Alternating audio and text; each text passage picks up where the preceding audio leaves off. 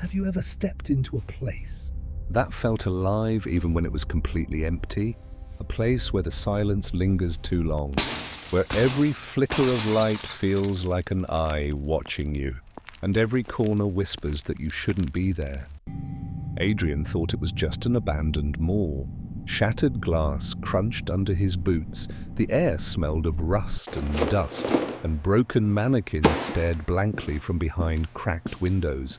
It looked like nothing more than a forgotten shell.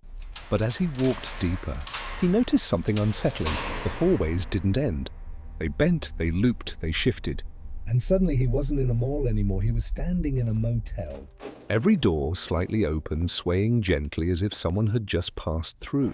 Inside, rooms were perfectly arranged, beds neatly made, televisions buzzing with static, Ashtrays filled with smoke that had not yet faded.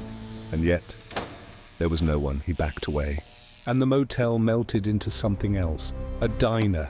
The neon lights hummed faintly, buzzing like insects. The air smelled of coffee, sharp and fresh, as if it had just been poured. Plates of food sat on every table, steam still rising. Chairs were pulled back, as if customers had only just stood up. But the diner was frozen in silence. Adrian pushed open the exit and found himself in a subway station. The tunnel groaned. A train rolled in, screeching and sparking as it braked. The doors opened with a hiss. Inside, rows of passengers sat perfectly still. Their hands clutched envelopes, identical to the one Adrian carried in his backpack. Their faces were hidden, heads tilted downward, as though waiting for him to sit among them. He turned and ran, but every path curved back to the mall. The same flickering lights, the same endless corridors, and always, drifting above him, that single red balloon following silently, waiting patiently.